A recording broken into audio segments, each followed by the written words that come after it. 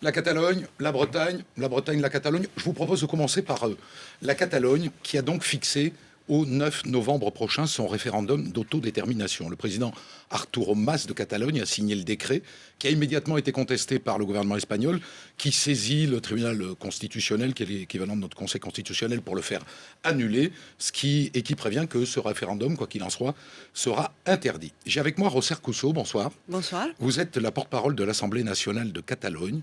Je voudrais comprendre quels sont vos arguments aujourd'hui pour demander l'indépendance de la Catalogne. Ce qu'on sait de ces arguments, nous, refroidissent en général les observateurs extérieurs. Les Catalans seraient riches dans une Espagne pauvre et en auraient assez de se faire plumer par l'Espagne. Mais est-ce qu'on a compris le vrai problème ?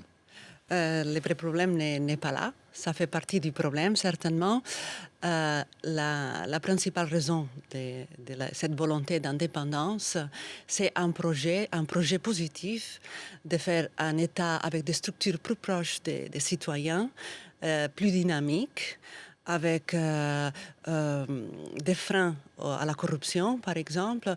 On est dans un projet vers l'avant. Il est contre personne.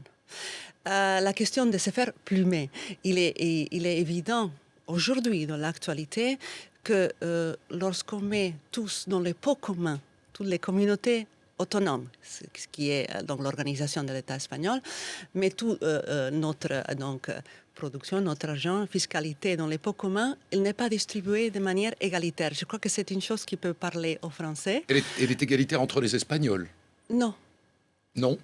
Elle n'est pas égalitaire, c'est-à-dire on attendrait, si vous mettez 15 cartes dans les mêmes piles de cartes, et vous êtes 3, vous attendrez d'être répartis 5 cartes chacun. Oui.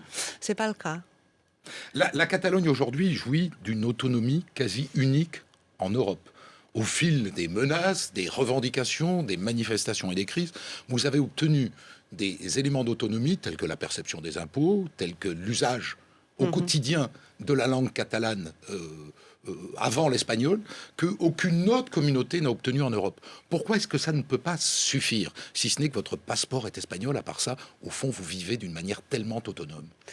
Ça a l'air d'être très autonome, elle ne l'est pas tellement. Alors qu'est-ce qui vous manque? En fait, on dépend de Madrid pour presque tout. Au fond, même les compétences que nous avons aujourd'hui dans l'autonomie, elles sont toujours avec une épée de Damoclès sur la tête. Il n'y a pas longtemps, le ministre de l'Éducation espagnol a décidé de changer les conditions de l'éducation en Catalogne. Oui. Unilatéralement. De quelle manière, pour qu'on comprenne mieux? Ils sortent une loi et comme ils sont majoritaires à Madrid... Ils ne vous obligent pas à parler espagnol? C'est pas ça, mais ils grignotent nos compétences. Donc on est toujours dans un fil. Vous voyez, c'est vivre toujours en train de demander. Vivre toujours en étant une minorité. Minorisé, parce que nous, dans notre territoire, on n'est pas une minorité, évidemment. On est minorisé tout le temps. On n'est pas la Suisse. L'État espagnol n'est pas la Suisse, on est très, très loin de la Suisse. Voilà, c'est une situation qui est très tendue. Elle ne s'améliore pas. Et elle dure depuis 35 ans, si vous comptez, depuis la mort de Franco. Mais vous tentez le passage en force aujourd'hui par ce référendum, alors même qu'on nous dit que l'avenir en Europe, ce sont les grands ensembles. D'ailleurs, c'est l'Union européenne. Que vous soyez espagnol ou catalan, au final, c'est l'Union européenne qui est votre nouvel ensemble. Donc, vrai ou faux? Donc on parlera avec Bruxelles directement. Pourquoi pas? Pourquoi passer par Madrid? On aimerait bien pouvoir parler directement avec Bruxelles. Et je pense qu'une structure moyenne, parce qu'on n'est pas un pays aussi petit quand même, la Catalogne, elle est plus proche des citoyens aussi dans les principes de subsidiarité. Donc on est bien adapté à un ensemble à la fois grand et en mosaïque, comme c'est le cas de l'Union européenne. Il y a quelque chose dans la revendication d'être plus petit, plus proche, plus près, donc plus démocratique, c'est ça? Oui.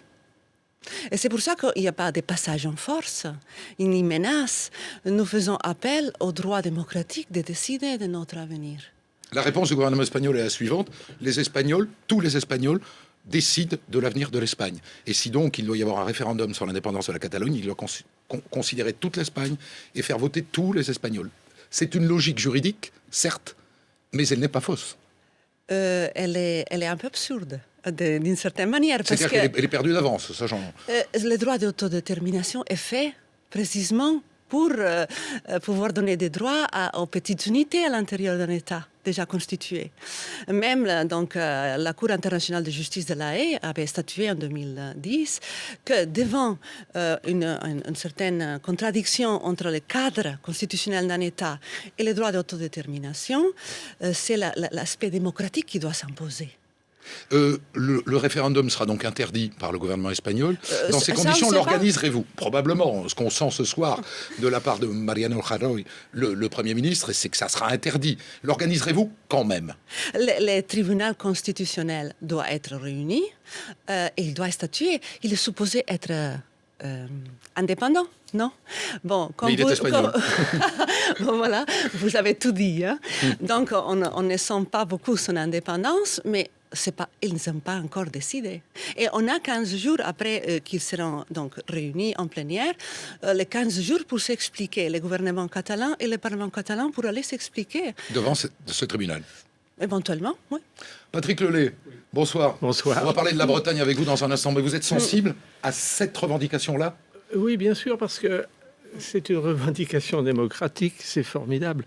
C'est un gouvernement central à Madrid, je ne vais pas avoir d'opinion sur les affaires espagnoles d'ailleurs, mais malgré tout qui décide qu'un peuple, parce que la Catalogne c'est aussi un peuple catalan, il y a une langue catalane, et le général de Gaulle, qui était, qu'on ne peut pas lui reprocher de ne pas avoir été un bon Français, qui a quand même été l'exemple de celui qui aimait la France, quand il est allé au Québec, il avait bien dit « Vive le Québec libre », parce que pour lui, c'était la suite de ce qu'il avait déclaré, le droit des peuples à l'autodétermination. Alors parlons de la Bretagne. Oui, on n'est pas au même niveau de revendication. On n'est pas au même niveau de revendication, mais il y a un petit fil commun. Il m'a semblé le percevoir. Aujourd'hui, il s'est déroulé à Nantes une manifestation gigantesque qui a rassemblé entre 15 000 et 30 000 personnes. Il y aura toujours ce hiatus entre les chiffres de la police et ceux des organisateurs pour réclamer que la Bretagne, la future région Bretagne, comprenne les 5 départements historiques de la Bretagne, y compris la Loire-Atlantique, et sans s'embarrasser de tous les pays de Loire. Les Bretons veulent bien la Loire-Atlantique et rien d'autre. L'argument est économique. Et ma question à moi, à vous qui êtes vraiment indépendantiste, on en a déjà parlé ensemble, est-ce que derrière, ça n'est pas la Bretagne indépendantiste qu'on pousse derrière des arguments économiques? Au moins les Catalans ne se cachent plus derrière leurs petits doigts. Oui, mais la position d'indépendantiste, c'est des positions personnelles, non politiques, et qui font partie d'un rêve d'un individu. C'est pas aujourd'hui la question qui se pose, de loin pas. Simplement, ce que l'on réclame effectivement, ça a aussi une base économique dans un moment où la situation économique est désastreuse. Bien. Alors qu'est-ce que ça apporte d'avoir la Loire-Atlantique ou de pas la Loire? D'abord, attendez, c'est qu'il n'y a pas que l'économie qui compte. Là aussi, il y a une sorte de population. Mais c'est quoi un pays? Un pays, c'est finalement une population qui a envie de vivre ensemble. Bon, voilà. Bon, aujourd'hui, les Français, j'ai pas l'impression qu'ils ont tous envie de vivre ensemble. Les Bretons, oui. Oui, les Bretons, quand ils sont ensemble, ils se bagarrent. Mais malgré tout, dès qu'ils sont à l'extérieur, ils se retrouvent. Et cette envie de vivre ensemble est très importante. Il y a les racines historiques. Les racines historiques, c'est que Nantes a toujours été la capitale de la Bretagne, puisque le château des Ducs de Bretagne, il n'est pas à Rennes, il est à Nantes. Et vous avez un peu la même opposition entre Nantes et Rennes qu'entre Édimbourg et Glasgow, si vous voulez. La ville industrielle et la ville administrative. Bien. Vous savez qui a décidé que la Loire-Atlantique ne ferait pas partie de la Bretagne? Non, vous allez me le dire. Le maréchal Pétain. C'est pas le meilleur exemple qu'on peut citer au niveau de la constitution de l'État français. Donc c'est Pétain qui avait décidé d'enlever la Loire-Atlantique. Et finalement, après, le gouvernement jacobin, parce qu'on peut quand même dire qu'il y a une grande continuité au niveau de l'administration française, c'est le jacobinisme comme phénomène dominant, et de plus en plus dominant, c'est tout à fait satisfait de cette situation, parce que la Bretagne a toujours été considérée comme un pays dangereux, une zone de râleurs, toujours en ébullition, et ça s'est poursuivi au cours des siècles d'ailleurs. Et la résurgence des bonnets rouges le montre bien aujourd'hui. Donc, vous dites qu'il y a un argument culturel qui est aussi fort au moins que l'argument économique. Oui. Alors, argument économique, parce que parlons-en, là, l'idée, ça serait de mettre la main sur la riche Loire-Atlantique et sur la riche ville de Nantes. Personne ne met la main sur la ville de Nantes. Je ne pense pas que le fait pour la ville de Nantes d'être dans la région Bretagne ou d'être dans une région qui s'appelle Pays de Loire va lui poser quelques problèmes que ce soit de raquettes ou de perte de sa puissance ou de perte de sa richesse. Ce n'est pas le problème. Mais les flux économiques. La Bretagne, c'est une région maritime. Bon, quand vous regardez une carte, telles qu'elles sont constituées, c'est les cartes géographiques. Leur lecture dépend toujours de l'endroit, de celui qui la fabrique. Si vous êtes aux États-Unis, quand vous voyez une carte géographique, vous ne voyez pas l'Europe. Vous voyez les États-Unis, puis de chaque côté, c'est de l'eau. Bon. Oui. Bon. Quand vous regardez une carte de l'Europe, vous voyez la Bretagne qui est au bout. Alors vous dites, c'est très, très loin. Si vous retournez la carte de 180 degrés, vous apercevez que la Bretagne, elle est au cœur de l'arc atlantique. C'est-à-dire, elle a en face toute la côte espagnole, de l'autre côté, là, en face toute la côte anglaise et irlandaise. Bon. Donc c'est une région maritime qui a besoin de ports. Le port de Nantes est un grand port et l'organisation de l'espace maritime autour de la région à 5 départements est très importante au niveau de l'exploitation du littoral breton.